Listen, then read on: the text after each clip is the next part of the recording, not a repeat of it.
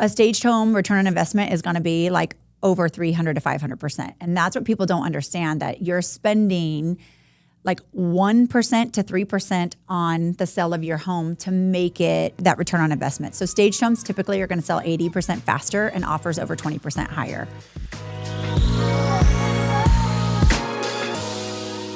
Okay, everyone, welcome to another episode of the Risky Assets Podcast. Today, I have my business partner, Daniel, with me. Usually when Daniel's on the podcast, we're talking insurance. It is not that today. That's right. He's actually a part of the Risky Assets thing today. And then to my left is Melissa from Stunningly Staged Homes, right? Did I get that correct? Yes. All right, cool. If you guys don't, if you can't notice, she's not a man, which normally is what we have on here. So we're breaking the mold a little bit even with that, which is good. Good. I love it. I love it. We've had a couple of female entrepreneurs, and I really do love interviewing because you all have a very different experience in general to us, which is, I think, a really cool thing. But before we get into it, just give a quick rundown of like what your business is. Okay. Because I think when I, as like Charlie Deaver, sit here, I go, hey, artists, for me, always have a tough time making money. But you seem to do it really well in your kind of own way. So what do you guys do specifically in your business? Yeah, we do home staging and interior design. Mm-hmm. So on the home staging side, we work with real estate agents and homeowners to prep their home for sale, to make sure that it looks like a model home and that it connects with buyers. And then on the interior design side, we work with families that want to redo their homes on the residential side, or with you guys, we did a commercial design. I was going to bring that up, yes. But yeah, I mean, we can't turn the cameras around, but everything that's here, all of this was all designed by you and your team, which was really cool. It's felt like a long road because everything in construction takes a long time, but like it's come out really awesome. Yes. So it's cool. And you guys are doing much more commercial now, it seems like, than you were previous. So how's that been going overall? It's great. Like you said, with construction, there's always something that doesn't go according to plan. We can try to plan everything out, but there's always some sort of delay. So just really communicating with our clients and making sure they know where we're at and what's going on.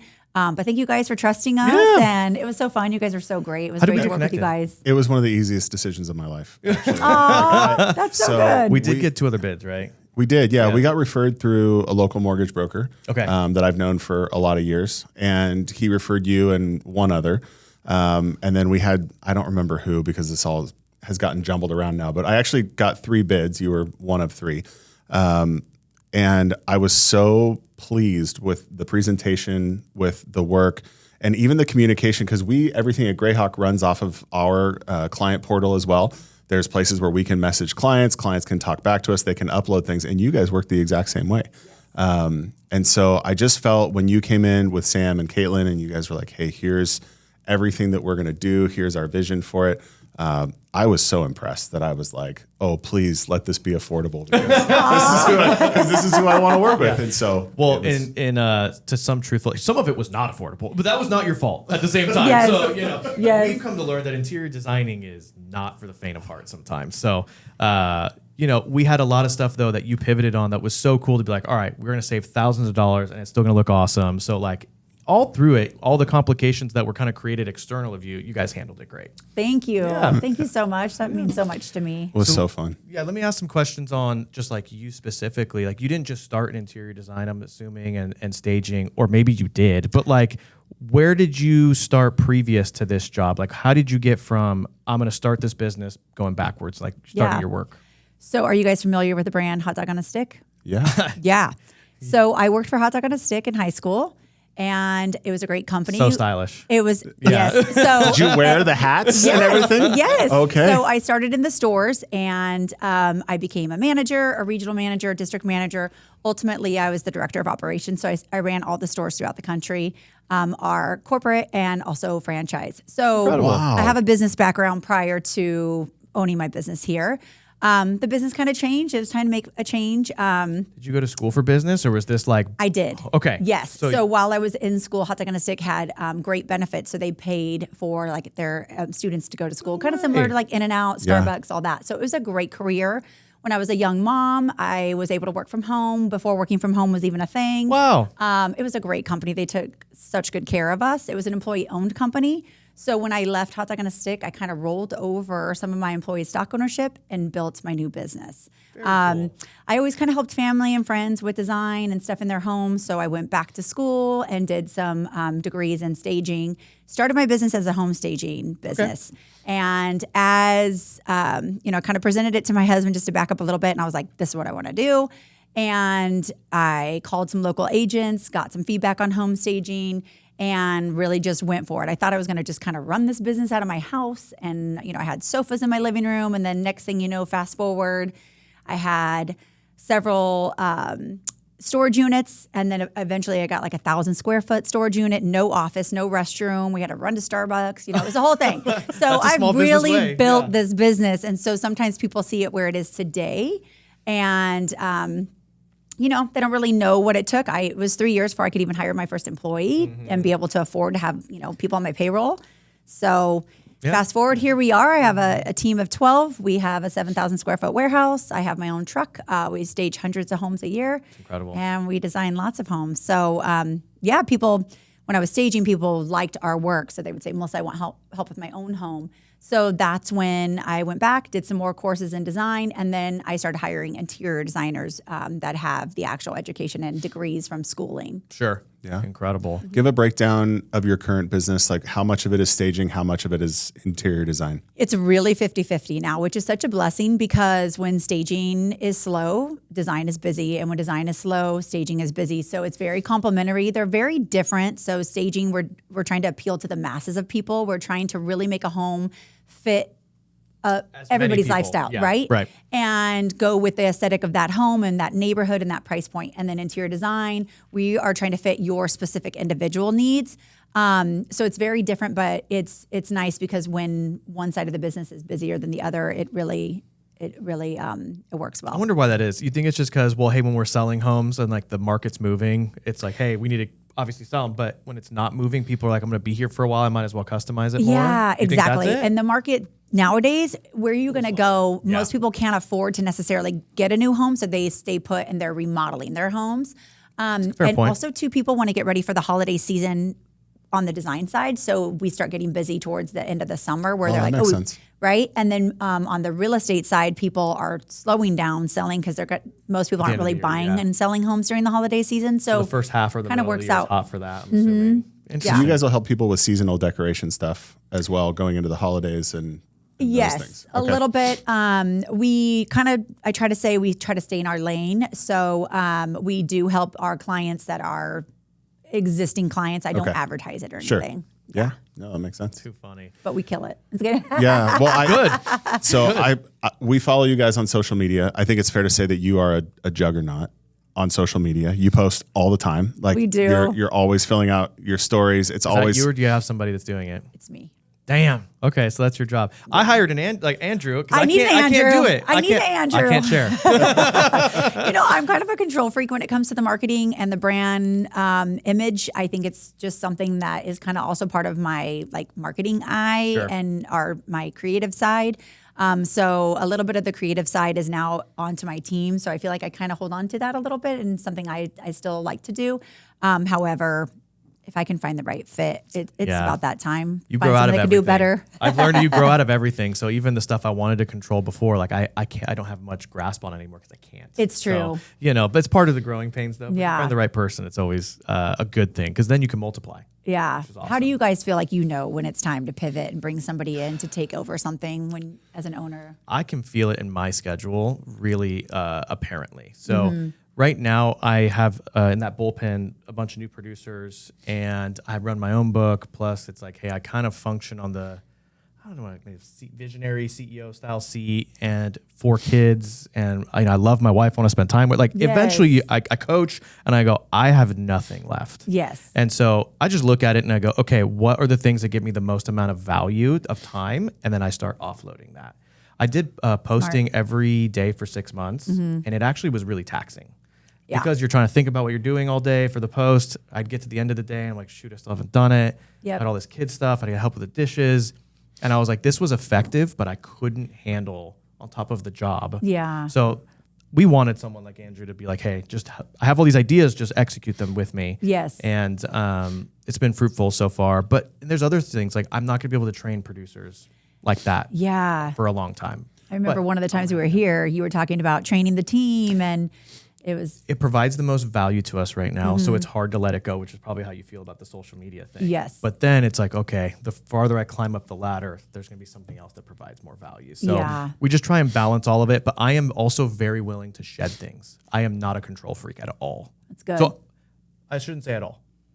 I almost laughed. I know, no. I caught myself. As soon as I feel like I need to move on, I'm very open-handed to go here. But when I'm doing it, I'm doing it. Yes. So I think that's also what makes a good entrepreneur, though. You know, like Charlie and I partnered, and to answer your question for me, it's like I hire to my weaknesses and things that I know that I'm not good at. Yes. Partnering with Charlie was logical. Like it was a very easy decision because he is a driver and an entrepreneur, and he sees things that I can't see. And on the other side, like I run internal operations, and so you have like, you know, what do they call it? Implementer, operator, yeah. And so visionary executor. Yeah. And so it's a good partnership that works for us. But when it comes to hiring internal staff and those things, I definitely hire to areas where I'm not as strong, because I still need the business to function at a high level, even in things that I'm not good at. So to me, it makes sense to. At some point too, you'll have to ask yourself, like, can the business function without me for 6 months? Yes. And if it can't, then you're like, okay, I need to keep building to where if I got sick or something happened, like I could just step back and it would go. Exactly. I think that's where we always look at it too. It's like we have no single points of failure. We always try really hard to not have that issue. Yeah, there's got to be somebody else that knows how to do this, all the manuals, all the training, all the videos to make sure that. Speaking of that, Andrew, I need all your passwords. But anyway, we have a friend who's an entrepreneur whose spouse got sick with cancer. And he was, she's fine now, but he checked out of his business for a year. He was like, I'm out. You guys are going to handle everything. And he said, and when you think that you need to pick up the phone and call me, you don't. And it worked great. And it worked. And it functioned just fine. And it was a high activity business. He had over 80 employees. Like it needed to go on its own, and he just had to prioritize. Yeah. So that to answer your question, like we're not there. We're at 20 something people. We still have time, but we definitely have a decent grasp of like letting go. That's great. And as far as the business, so did you go straight from hot dog on a stick to this? There was no like middle ground. So how many years at that company? I was with Hot Dog on a Stick for almost 20 years. Damn. Yeah. That's incredible. Yeah. I almost can't believe that. So I told my husband, it's time. I was traveling all the time. My kids were little, and I just knew like this isn't for me anymore. We took a minute. I think it was maybe 3 months. And I came to him. I'm like, here's my business plan. This is what we're going to do.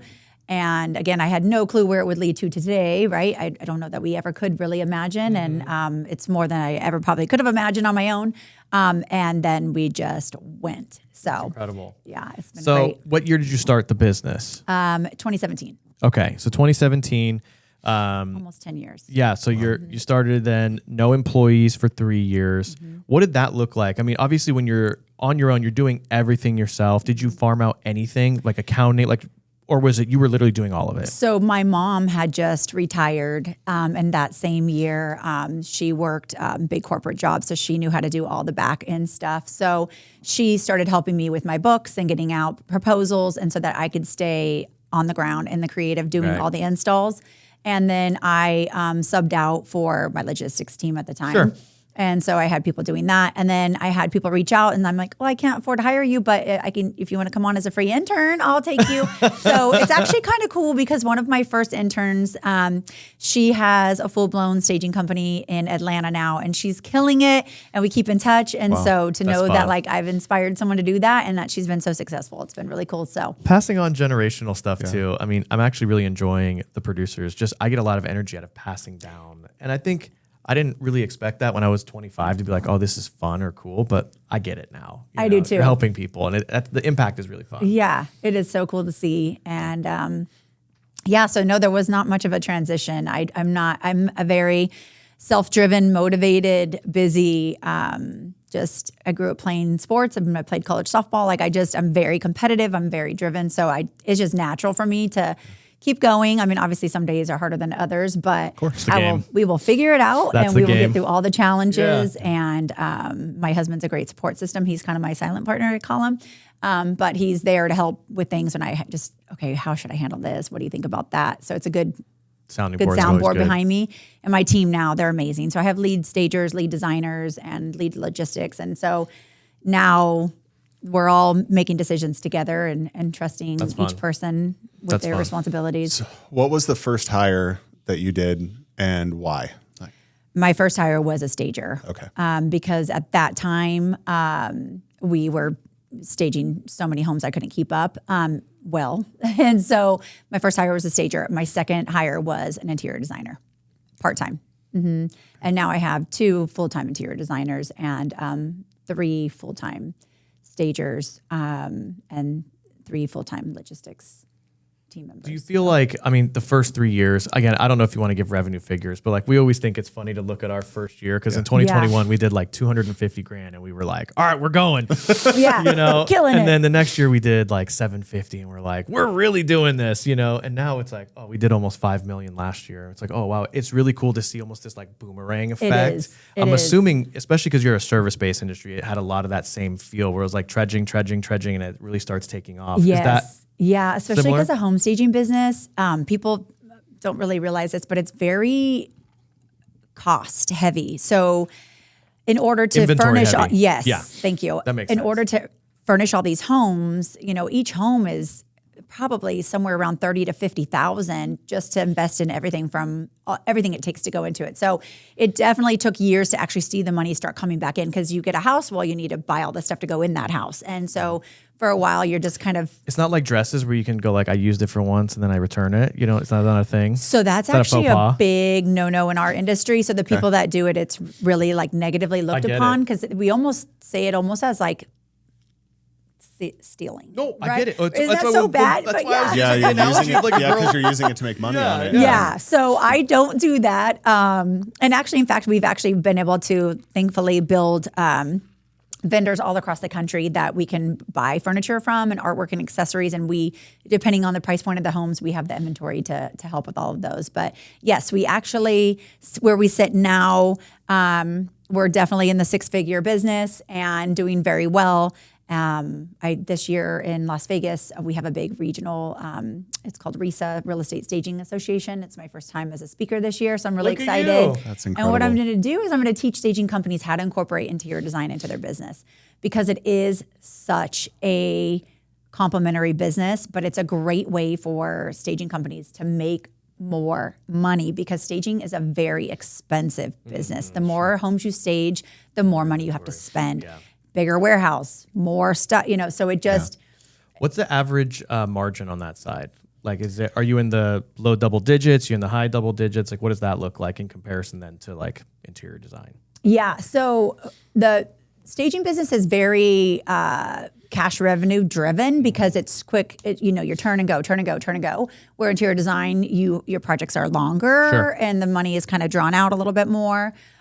So that's probably the biggest difference, and the way it's most complementary is that way because staging. But they run around the same kind of margin, so it's not that different. I would assume with all the inventory, there might be a bigger lift on the staging. Yeah. So if I basically, each chair, if I use it over 3 times, I am making money now on that chair every single time I use it again. Yeah. So definitely staging is definitely going to be higher revenue there for us. Where interior design, they're kind of longer projects, and depending on how much our clients do. Is that more people heavy on the interior design side? Because you need more, I'm assuming they're doing all that design work themselves too. So yes. So staging's great because my staging team, we can schedule them when we need them. And interior design, they're on full time. So it's a little bit different that way. But it's great because if I need something, my designers can help on the staging side, and my staging side helps on the design side. So I think they're complementary. Yeah, it works out so great. Yeah. So, but it definitely labor-wise, every business, right? The people cost the most. So, yeah. But my people are amazing. They're so good. So that's a big part of it. Take such good care of them. I try to, anyways. So, kind of back to what we were saying. So, the business doing multiple 7 figures. I'm assuming at this point, yes, 7 figures, and doing very well. You guys have, I think, 2 things that in my mind do make a lot of sense. I thought more companies would have done them together. I I feel like it's roughly the same eye. Am I mistaken in that? It's different. So with interior design, it's really important that you're actually an interior designer. So that's really important not to confuse that. And that the designers that are doing the interior design, they're actually educated, have gone to school and have a degree for interior design. That's actually a law in the state of California too. So it's really important. Really? Yes. And the staging side of the business, you do need to know, have the eye, have some education for that, but the parameters are a little bit different. So there definitely is a difference because with staging, I can look at a house and I can know, okay, I need an 80 to 100, inch sofa for this space. I can do chairs this size, this space, but with interior design, you have to know every single measurement, every single rendering. So it's very detailed and you're purchasing for someone else. If we show up to a stage and I need to switch out a sofa, it's not a big deal. I can get another sofa, switch it out. But for interior design, everything is down to the inches and staging's a little bit more flexible. Interesting. So the eye is important, but also the education and the renderings and more of the details that go into interior design than staging. Fascinating. Do you get a lot of people who think that they could do what you do? Oh yeah, all the time. Talk and about I think, so I appreciate that because I actually, for the first time too, last week, had a client. We're standing in a house. We're doing a consultation for staging. And the client said, well, I'll just ask ChatGPT to tell me. And I was like, oh my God, I'm standing right here. And I gave you professional advice. And so that was actually the first time, but that's going to continue to happen. Here's what I have to say is people look at a Pinterest board and they're like, ooh, I like that. But they can't make everything that's in that Pinterest board actually happen. They just can't. 95% of people are not visual people. They see something they like, they know they like it, they don't know how or why they like it, and they can't necessarily bring that all together. Well, the space always dictates a lot of stuff too. So my wife is more artsy than me. And so like I have pink tile going in my bathroom now somehow. And I'm like, how does this work? Probably and then gonna be it's there great. and I'm like, oh, Yes. it looks great. Yes. Like she went to FITM, so she's a I love fashion- it. And so she does have more of that eye. Yes. But if you look at her Pinterest board and you look at what comes out, you're like, it's not similar. But she will go because the light wasn't there, the space wasn't there, whatever materials weren't there, like it just didn't work. Exactly. But what came out was great. It's such a skill though. It That's the is. part that I've learned as someone who's not artistic at all. Yeah, I feel like everybody has their thing that they bring to life, right? Yeah. And for us, it is the creative side. There is a natural talent with it, but it's also educating. And I continue to educate myself and my team all the time. Like tomorrow, we're going to one of our lighting vendors and we're doing a course there. We're constantly trying to stay ahead of the trends and stay ahead and just be educated on what's next and what's out there for us. But yes, we get people all the time that kind of downplay the industry. And then I'm like, yeah, I'll be here when you realize that you can't, because the other side of it too, and you guys experience this, but it's one thing to come up with a design scheme, a design plan, but to execute it and follow through with it and get everything done. I mean, we have a great system for that. I always say we have a 6-step process and we follow that process through 100%. And that's how we have success. So it's not just that I'm a great designer, my teams are great designers. It's that we also have the communication and the project management side of it as well, because there's a lot of designers out there that I think that are good and talented at being a designer. But it's the second component that's also really important. Yes. Because the art thing, and I said it to start, like sometimes I view artists as like these very talented people, but they miss the part about making money. Yes. And having that, like, this has to run a certain way to Yes. be bearable and make you a profit. Yes. And we do get people too that look at it like this is my hobby, and it's not my hobby. I'm here to make money. If I'm going to leave my house every day and leave my family, then we need to be making you money make some that I money. can give back to my family. So there is sometimes a difference with that. And like back to the whole female business entrepreneurship, I do sometimes feel that and sense that. That, you know, some of the questions I get or the, like we get a lot of times like, oh, well, what's your cost on that?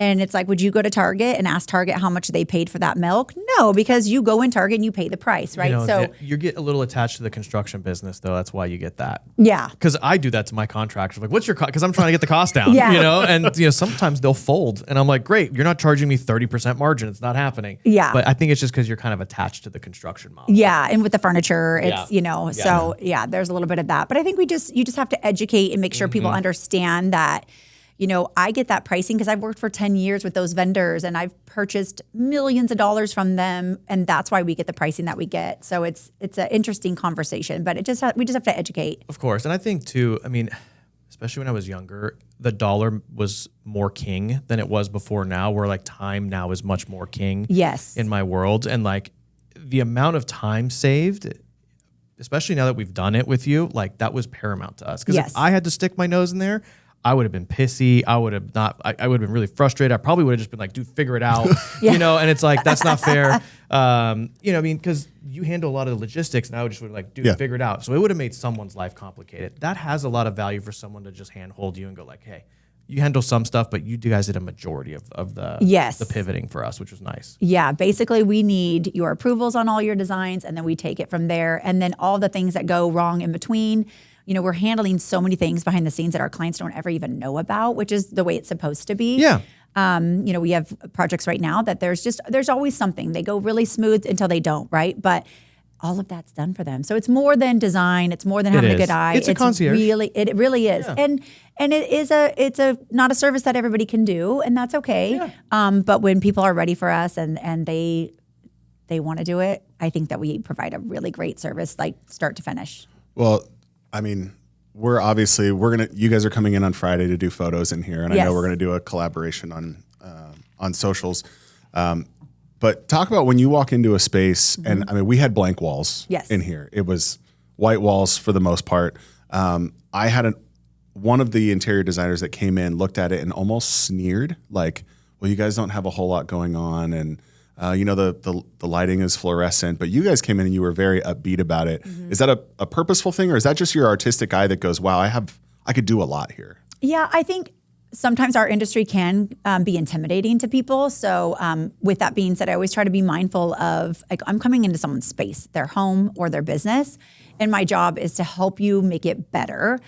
So I always try to be very careful of being, judgmental or anything. And obviously too, we all have to be smart with our budgets, and especially in this place, like, this is your work office. This is not your home that you own and live in all day, every day. So we need to get it to the level that you want it to be, but you need to be comfortable with how much money you want to spend to get there. So I always try to be mindful of that, because that's a smart decision for you guys too, to not just come in here and blow out all the walls and do all the things that maybe you want to do, but it isn't necessarily smart on your end either. So I think it's just a good balance. I think I try to be a really good listener. When we walk into space, it's kind of crazy, but I have this visual, I just can see a lot of things. Like, I could tell you, not as much anymore, but I used to be able to kind of know, like, okay, this house has this there, this house has that there. It's just a weird thing. I couldn't tell you what I did yesterday on other things, but visually when I walk into space, I can just already start to see what we want to do. But then from there, it really depends on what the clients need and their budget.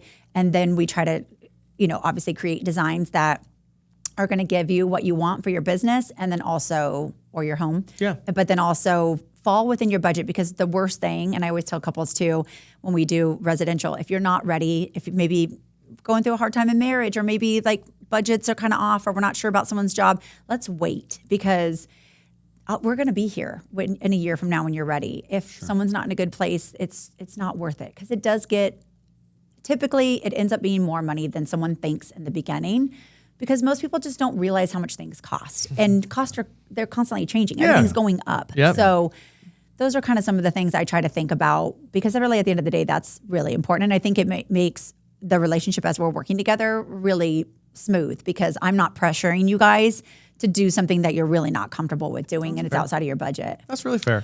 Do you know the statistics of what staging does for home sales? Yes. Can you talk about that a little bit? Yeah. So a staged home return on investment is going to be like over 300 to 500%. And that's what people don't understand, that you're spending like 1% to 3% on the sale of your home to make it that return on investment. So staged homes typically are going to sell 80% faster and offers over 20% higher. Wow. For example, our staged homes right now, the Los Angeles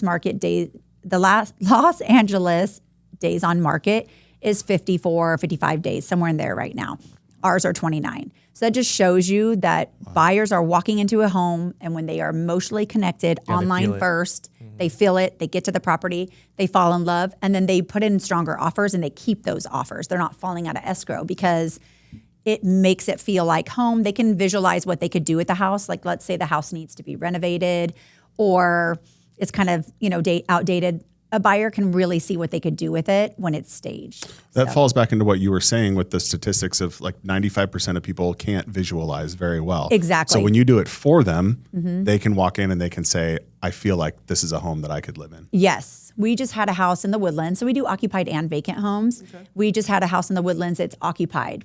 Homeowners were very apprehensive about staging. They've never staged before. They're original owners on that home. So they've been in that home for over 20 years. So the realtor trying to push the staging? Yes. Okay. So this home is a good example because when you walked in, they had the living room as a dining room. They had the dining room as a bar. And they had just dated pieces, which I'm all about a home bar. But when we're trying to sell our home, it's not about us. It's about the masses of people. And when you walk in a home and the first thing you walk into is a dining space, but it's supposed to be a living space, automatically you're confusing your buyers. So we need to get the home back to its original intention and the spaces of what they were created for so that it appeals to everybody and not just a handful of people. So fast forward, they decided to go forward with us. She said what made her move forward with me is I told her your staging cost is going to be less expensive than your first price reduction, always. So that stuck with her. She liked it, and they moved forward. She texted me last week. They went into escrow within 1 week, which is not normal in this market at all. Most homes are sitting for at least 30 days before they are getting some action. And she texted me the other day and just said, Melissa, I know that the staging had a lot to do with us selling our home. Thank you so much. And I'm glad that we moved forward with you. So it's hard for sellers because they're spending money on other things and they look at it as a cost versus looking at it as an investment in their biggest investment. Yeah. You know?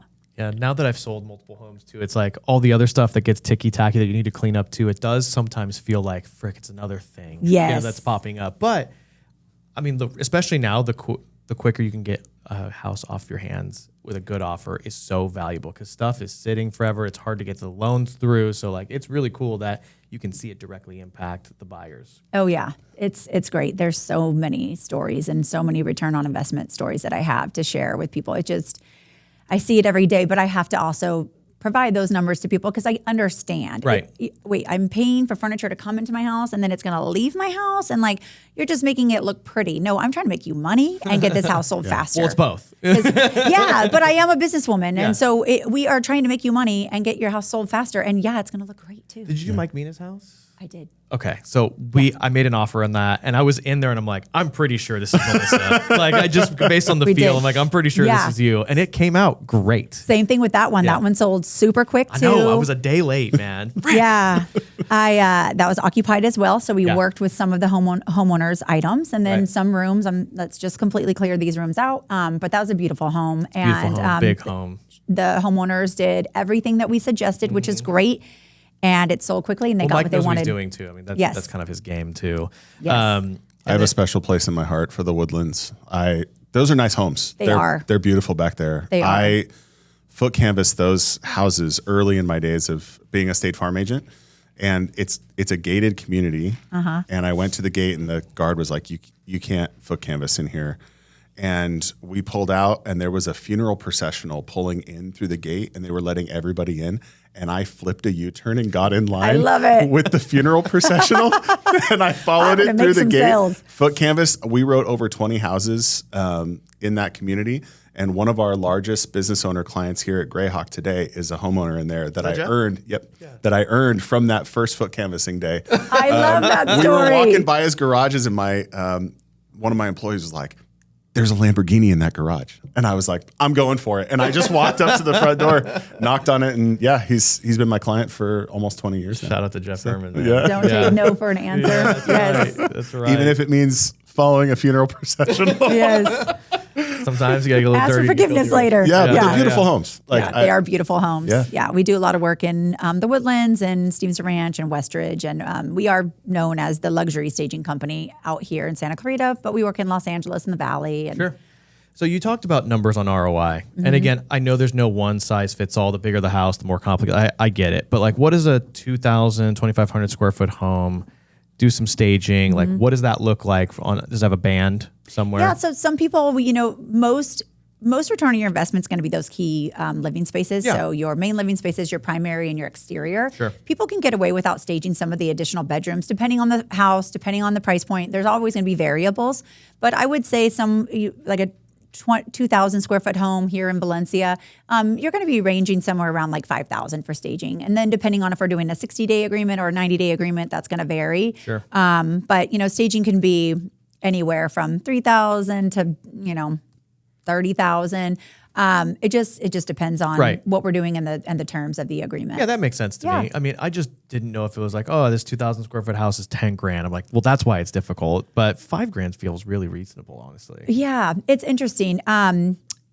No, I mean, there's ones that we have coming up that are closer to the 10,000 range, and those are going to be more like 3,500 square feet. Yeah, and that makes sense to me. Yes. Yeah, that makes sense. Are you doing any of the new builds? Like, how does that work? Because a lot of those are yeah. Yeah, I wish, but they usually have their own internal. Got it. Because they basically reuse and or they're able to save by having their in-house but they're not as staging good. team.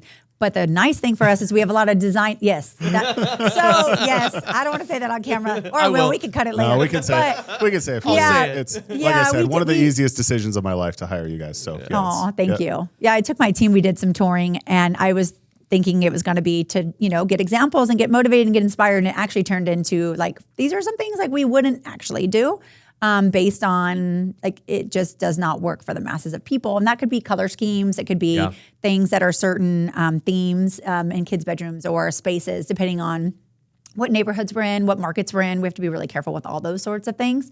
But staging is it's a psychological. Like we are playing psychology with our buyers, so we have to think about where we are, who we're selling to. All of that. So it's a little more deep than people think. So again, back to, I could just do this myself. Sure. Or real estate agents that they're just like, I'm going to go get some furniture. And I'm like, you do that. And I want to chat with you after because it's a lot of physical work too. It is. I mean, I know the first time we did it too, it was very much with our realtor, just clear everything out. Just, which honestly, it did make it look better with all the kid stuff. It's like, just make it more open and that'll help. But it definitely, like, we could have used some new furniture. When you buy Craigslist furniture because your kids are going to beat it up, doesn't look as good, Yeah, and there's a purpose for that, though, right? Like, the kids are little, they're going to be, So it's definitely a good investment. I always say, would you try to sell your car without getting it detailed and getting it cleaned and all the things? So whether it's simply decluttering and not fully staging, I think that every home, no matter what, even if people don't hire us, it needs to be staged to some degree, whether they do it on their own and they declutter and clean, put things away. Right. It's not realistic. It's not how we live every day, but it works because people don't want to see your crap. People watch reality TV that's fake. They don't want to watch real life, right? Yeah, it's the same exactly. thing. It's the same thing. But we all know that we have to like clean the house and we have cleaning supplies, but we don't want to see them when we're buying a house. I don't want to think about laundry and cleaning and kids' toys everywhere. It's not realistic, but it really works. The kids, you get 3 toys. Pick wisely. Yes, exactly. Yeah. It's too funny. Yeah. Talk about some of your bigger challenges that you faced. Maybe that was COVID and the pandemic, or fill us in on what you've seen as difficult. COVID was actually a big time for me. So COVID was my year that I finally went in on my office where I am now. And it was a 3,000 square foot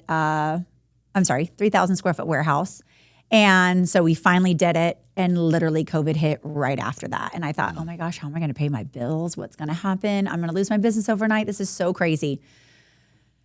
Thank God I took that time to, I got to pivot. What are we going to do? I already was doing a lot of interior design, but a lot of interior design kicked off during that time because people were home and they were working on their houses. Yeah. So that's when I went back and did some education and schooling online and took the opportunity for that time because our business was closed. I couldn't go in homes. We were non-essential. So we had no work. And so it was really a blessing that we were able to pivot.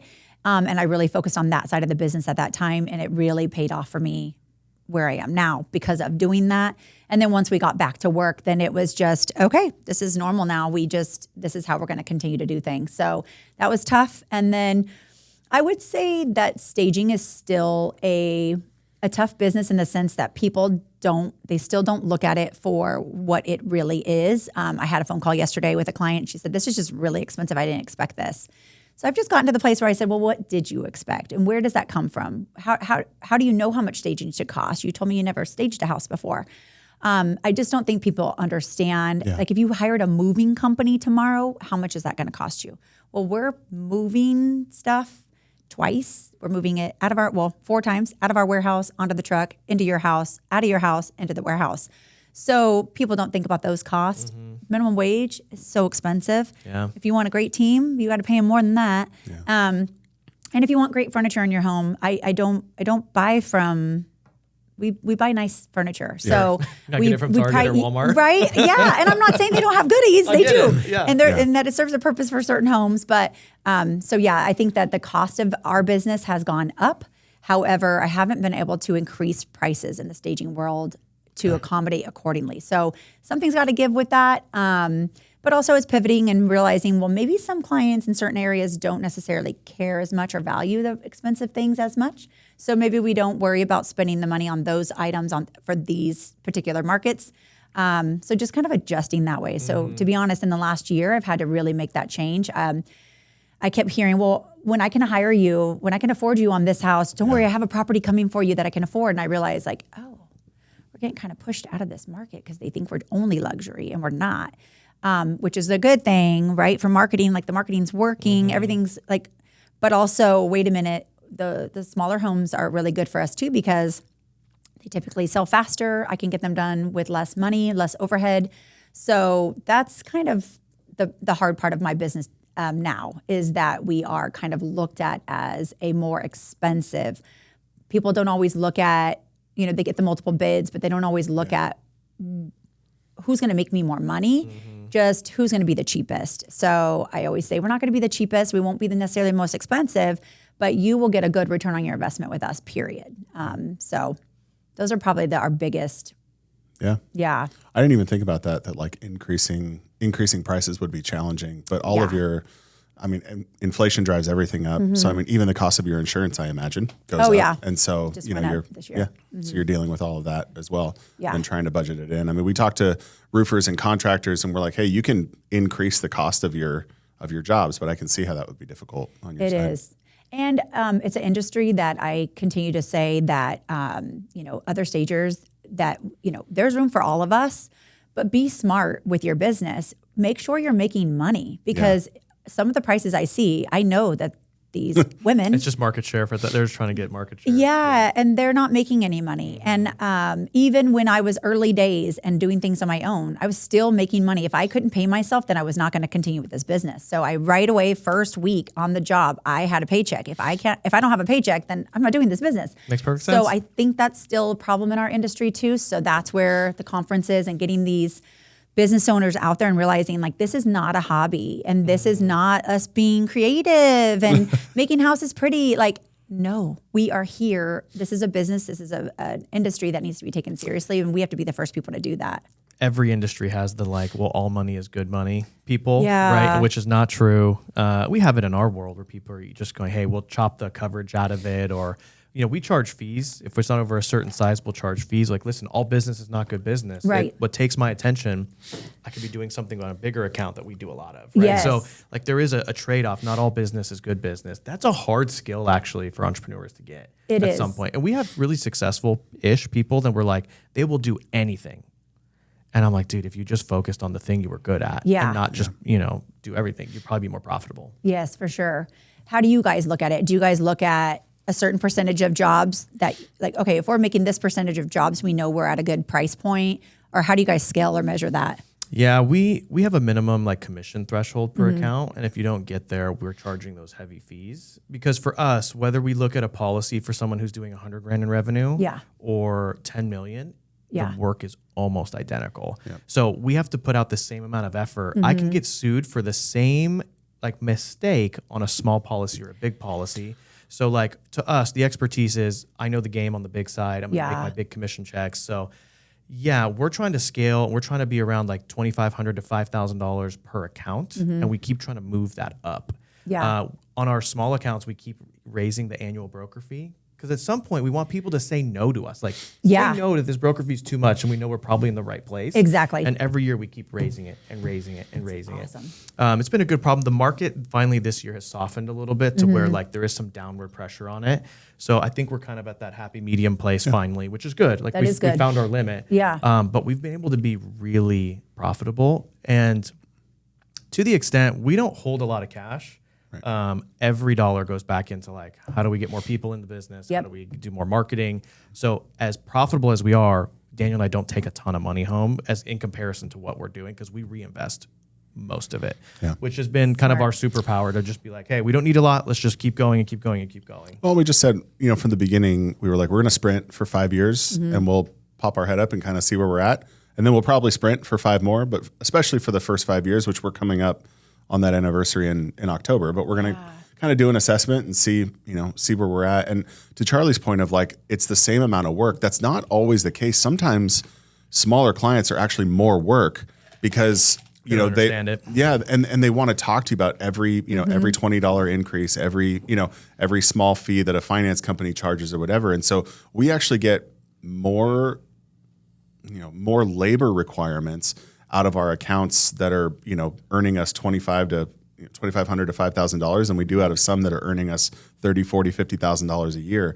My easiest account is deep 6 figures in commission. Yeah. And like they love me, I love them. Whenever they need me, I got them. They're very reasonable people. So I work on big accounts, and they seem to be more profitable to me overall and easier to deal with. So that's kind of been our model in general. As of the past 3 years, we've very much doubled down on that's our client base. Well, we can't make any money you can't be profitable. Small business, just on like a blanket level, commissions are 10% on average. And so if somebody buys an insurance policy that's $1,000, we made $100 on a policy. Before I paid Uncle Sam. Yeah. Well, before we paid a producer on it. Yes. And then like if they have more than 2 certificate requests in a year, it's game. I'm already like deep in the red on, the salaries for my employees, the cost of the producer, workers' comp, you just benefits. Benefits. You add everything up and it's like, we can't do this profitably unless we charge a base fee that says, hey, we want to do your insurance. We do it excellently. Give us the opportunity to do it excellently, but we're going to have to charge a little bit more in order to accomplish that. Yeah, that's that's kind of a faux pas in the industry, but at the same time, we think it's really wise and more people should be doing it. So to your point of like, hey, this isn't a hobby, we do the same thing where it's like, hey, I leave my 4 kids and my wife every day. Yep. I definitely need to make sure that, one, my family's taken care of, but we take a lot of pride in like, this is a good place to work. It is. And we have good benefits and we pay well and like, the health insurance ain't cheap, and we offer really good health insurance on top of that. Yeah. So we really pride ourselves on that. You said you can't have good people at minimum wage, and we certainly don't pay minimum wage. Yes. So, we pride ourselves on the people. You guys have a great vibe here. So we've been here many times and always the team, very friendly, just like even today when I walked in, just the vibe right away. And I could hear like the games on. And I just think that's so important because it's like, you end up spending more time at work than you are at home. So you guys talked about your benefits, your pay. What else do you guys think it is that you guys have good retention and a good team? Because you can feel it when you're in here. Yeah, I mean, I'll speak kind of to the opposite side of the house. Like he does a good job of like maintaining this very even level-headed environment. It's easy to work for him. If I was in that seat, I would be like a Tasmanian devil to everybody, and it wouldn't be a good fit. Gotcha. So like he does a good job of kind of maintaining his end. I light the producers up more often, and I feel like they're meant to do that. Like, hey, we need to go, and I'm very much on them, but I'm in the right spot for that. I think we're really reasonable people. I think the sacrifices that we do make overall to go like, hey, we are going to offer these really nice benefits. We're really flexible with our team on how things look day to day. We treat them like adults. We really do go, hey, like you have a job. We expect you to do it over this period of time. Do it well. And if you do that well, you can play. Like you should be able to play if you're doing a good job. Yeah. We have a good culture on Fridays where people are either out golfing for the producer staff. I tell my producers to go golf with people on Friday. Yeah, go meet people. Networking. Like, it's incredible networking, but how many bosses do you have going, go golf? There's not very many. No. But the juice comes with the squeeze. Like if you're not producing, I will cut you. And so like, I think we have that fair balance, but we also we can be pretty savage businessmen at the same time. So the people who are here are doing incredible, and like they deserve to get all the upside of that. I tell people all the time, this is a professional job. If you act professionally, I will treat you professionally. And had one of our newer employees last week. He was, wrote me an email and he was like, "Hey, I need to be off at 4:30 on this day. If I cut my lunch hour half an hour short, is that okay?" And I'm like, "Brother, this is a professional job. take your hour lunch break and leave at 4:30. It's okay. I love it. This is just not the end of the world. Yes. And so we recruit straight out of college for a lot of our positions. So we would rather train them, give them good habits, because there's a lot of bad brokerages out there. So you can get a lot of bad talent and people who just don't do it right, and we're not interested in that. So we would rather, I spend a lot of time recruiting and doing career fairs and things like that, but that also keeps the vibe really youthful and vibrant, but it also gives us very efficient workers. Students who have grown up with the internet their whole life, social media their whole life, they're working on multiple things, they're multitasking, they're doing a lot. That plays to our advantage in our space. And so our people are not only young and vibrant, but they're efficient, hardworking. And it keeps the culture here really, really energetic and fun. And so we love it. You know this too, because culture is like not a one trick pony. It's a lot of things. I feel like we do a lot of things that are solid, and like between bonuses and the way you treat people and benefits, and we do have a lot of upward mobility. You keep hiring people, and it's like, hey, you need layers, and you know, people are taking on more tasks. We can see those things coming. So there's definitely that. We offer ownership too, right? So That's people great. can buy in. It's not unique in the sense, but like, you know, we've done it. We have one guy that bought in. We're going to have more. Like, it's just the reality. We're very open as well, I think, with our people. For right or for wrong, it's like, there's definitely some people here where I'm like, hey, I love you. You know, and we say it to each other. Yeah. And like, that's unique. You don't get that in most organizations.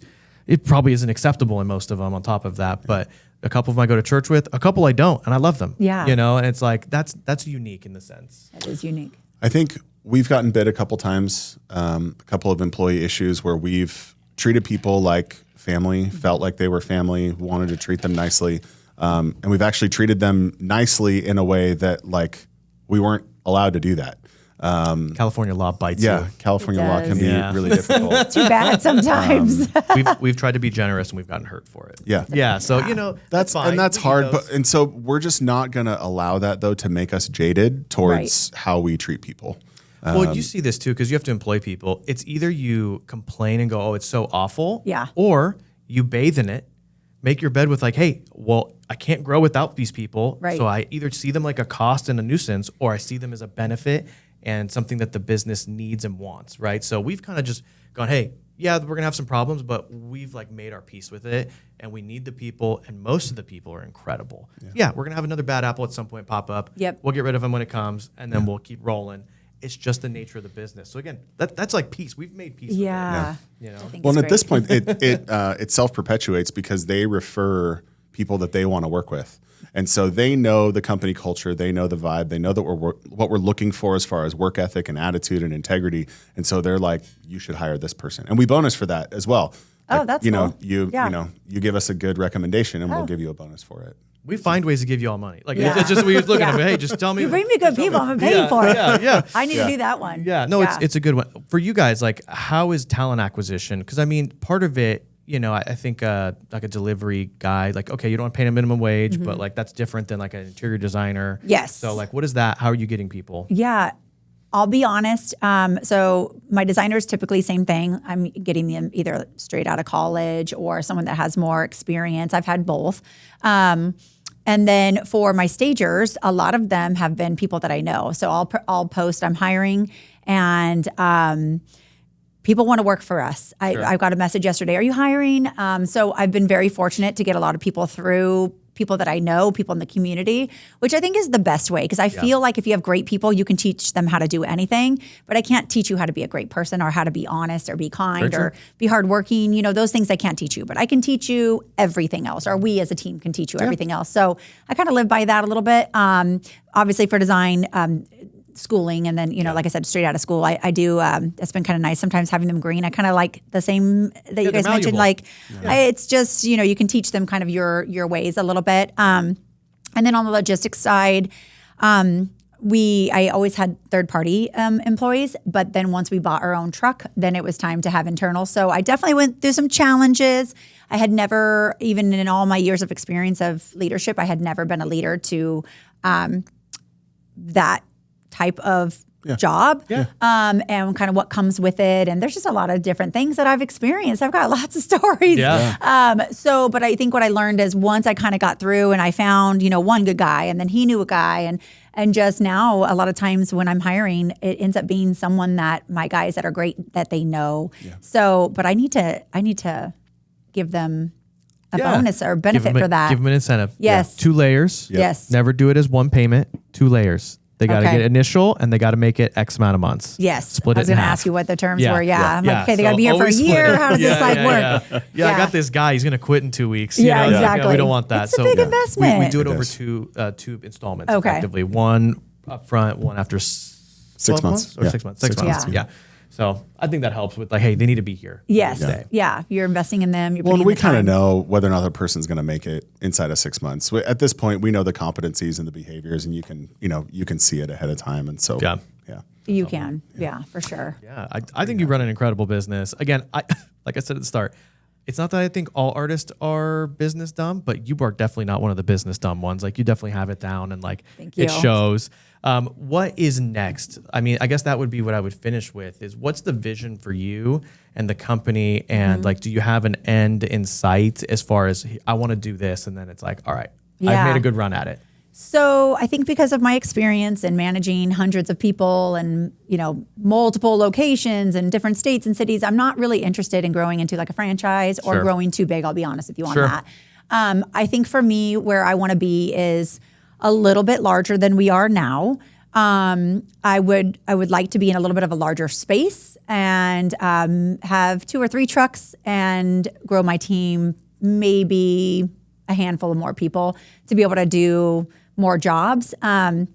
Each year I try to increase our stages by like 10%. So just a very stable growth plan. Because I really like where we are. I think sometimes it is back to like more money, more problems. And, the company can grow, but does that really mean that I'm fulfilled and that I'm happy with where we are? Or is it just more problems, more issues, more of that stuff? With my kids and the age that they are, my husband and I were pretty much empty nesters. So if he travels for work, I'm like, I'll go with you to Chicago. You go to New York, I'll be there. I'll do my own thing. I can work from anywhere. So I'm really kind of taking advantage of that time of my life. I see the golf course pictures. I like to play. You guys are out at the Oaks. I like to play. I want to play more because I really want to compete better in the ladies tournaments. What was you and your husband had like matching shirts the other day that I saw. Was that a Father's Day thing? Yes. Okay. Yeah. So my daughter got those for us for Father's Day. They were little margaritas on there. So we have all kinds of matching fun shirts and stuff. But so for me, that's important too. Look, lifestyle is what I think also entrepreneurship is not all about making money. It's doing what you want to be doing, right? It's the freedom of it. So I think to say like, hey, I want to do this and that's it. I think that's incredible. That's how it should be. Yeah. I feel like I know the other side and I know a big growth and what that can look like. And I know what comes with it and the sacrifices. And I feel where I'm at now, I'm not really sacrificing any of my family time or myself. I mean, things are stressful. Don't get me wrong. Sure, of course. I had to run to the warehouse last night. So would your job somewhere else be? Like stress is a part of the game. Like that's a default part of the game. Yeah. I feel like though, as an entrepreneur, you have to thrive in stress and chaos or you won't survive this business. Yeah. There's certainly aspects of that. Yeah. I kind of do it to myself. Yeah. We had a situation last year and I ran into a sweet lady at church who was like, your business has these different challenges. Like maybe you shouldn't be doing this anymore. And I was like, oh, sweet woman, like you just have no idea what you're talking about. It's like, part of it is like this. Yeah. My dad had a spin on that old phrase. He used to say, grass is never greener on the other side of the fence. It just has brown in different spots. Oh. And it's like every job is going to come with its challenges. And like Charlie and I are Christians and, God explains to Adam, like you're going to till the ground and it's going to produce thorns and thistles. It's hardship. It's part of the game. It's difficulty. It's challenge. Yeah. Like that's going to be part of the grind. And it's like no job is going to be perfect. And at least in this place, like we get to partner together, we get to set a culture and a vibe, we get to hire, we get to, terminate when we have to. But it's like those are decisions that we get to make. In other places, those things are being dictated to you. Yes. And all of my friends who have been engineers at some point, they've all gone through a layoff at their jobs, you know, in different places. Yeah, and Disney. All yeah, I mean, places, everybody who's, you know, people who have gone to school for years to do what they do, they still experience the job being dictated to them and their lives being dictated to them. And so I feel like a grandpa. You don't go to fun, you go to work. You know, it's like it's part of the game. Yeah, you're gonna struggle. Yeah. But we've had a lot of them now. And again, I think too, part of like, you know, being in the business for a while, whether it's getting older, wisdom, a combination of it, but it's like I've made my peace with so many of those things that are complicated that they really don't stress me out. Yeah. And most of the stuff, I mean, I was working on vacation again early in the morning. Like I don't feel burdened by my job. Exactly. I like working hard. Same. But I'd be working hard for some other clown, you know? Yeah. So it's like, whatever, might as well work for myself. Yeah, exactly. Yeah. Well, and the first time that we went through a lawsuit, like it was stressful, but we had one of our mentors when we were opening the company. He said, you know, hey, if you're going to be an employer in California, you're going to get sued. So he was like, just be ready to write a check for your deductible on your employment practices. Like, no, you're a real business owner now. Yeah. You've done it. Yeah. You got sued. I was like, whoa. Yeah. I was trying to go my whole career. He goes, you'll get one next year. You know, it's like, it's just, you know, he was trying to make us like come to peace with it. Yeah. Which I think is the right thing. California is such an unfriendly place to be a business owner. So we really do have to, like, we got to watch our six. We got to be careful. We have You to have employment you know, practices? Yeah. I do. Good. Yeah. Good. Yeah. That's a good thing. Yeah, we need it. That's you the one know, that bites you out here. Yes. Yeah. I've heard it. Oh no, I'm good. I don't need to take a lunch. I don't need this. I don't need, oh no, it's not about me and you. Yeah. It's the law and it's the right But thing Uncle to do. Sam. Well, and I learned this, you know, so we had a couple of employees who fell under the exempt wage threshold when it went up this year. And there's two sides of the coin because I trust people. I want to treat people like professionals. We had them on a salary schedule. I didn't have to worry about them, you know, clocking in and out for lunches. I didn't have to worry about their 15-minute meal break. The other side of that is that there are tyrant employers in California who will look at an employee and say, I don't care how late you have to stay here. You're getting paid salary, and so you stay. And it's like, for every one of us that there is, there's probably 5 of those guys that are just, you know, it's 10 of the others. You know, it's hard. But, you know, corporate it's like- America can be brutal. So while I can look at those things and say that's a difficulty of being, you know, a business owner in California, that is what protects employees from bad employers. True. Yeah. True. So there's, It's a catch-22. Yeah, two It sides to is. every coin. I've seen a lot. So same thing. Nothing can really surprise me anymore, but I'm definitely prepared and we have all of our procedures in place and our training and all that. But it's just still, that's what's tough. I feel that sometimes, again, people don't realize like I've worked really hard to get here. None of this came for free. You see the nice car, you see that like I've worked since I was 15 years old to earn this. So unfortunately, sometimes they think it's theirs and I you just get have that. to. Yeah. Well, so they didn't see 25-year-old version of you. They see the now, and like there is a big difference. There is. Even when I started making real money in the nice cars, like people were like, "Oh, he's so lucky." And you know, Alex Hormozy, he does like, you know what? You should just say I am. Yeah. That's a good one. Yeah. I might offend it. Must be nice. I'll just lean into it because like you're not going to do the hard work I did anyway. Yeah. You might as well just lean in and be like, yeah. And like Yeah. that's a little evilish. Just be like, yeah, you're right. Don't work hard. I'm lucky. Exactly. Must be nice. It Yeah, is. it is. It is. It is. Yeah. Yeah, this car is great. But you know, I think the other side though is that I root for a lot of entrepreneurs because now I really feel it. Yes. I know what it's like. We went through a really hard year last year. I mean, down to our pennies to Yeah. try and clear some of these lawsuits and stuff and get a business partner out. I'm so appreciative now of like what people have to go through to make their money. And I'm like, dude, you made what? Good for you. Like there's no malice in my heart at all anymore Yeah. for entrepreneurs, you know. For some. Yeah. But it's because they suck as people. Yeah. Part of this, The golf course. I mean, you just hit the ball real hard. And but part of this podcast is just having you guys on, hearing your story. You know, Yeah, because we love it. Yeah. I really do love it. I get a lot of energy from it, hearing people's stories. So. yeah. With it's that so said, nice. though, thank you so much for coming on. Thank you guys. It's really a joy to work with you and your team. We're glad to have you on. As soon as you do end up calling it quits, I want to hear what the end looks like. 'Cause Okay. I think you can do more than just a few more employees. You got Yeah. way more gas in the tank, and it'll be fine. So Yeah. But anyway, thank you again for being Thank here. you thanks guys for so being here. much. Yeah. Thank you. Hope you enjoyed that episode of the Risky Assets Podcast. Thank you all for watching, and we will catch you on the next one. See ya.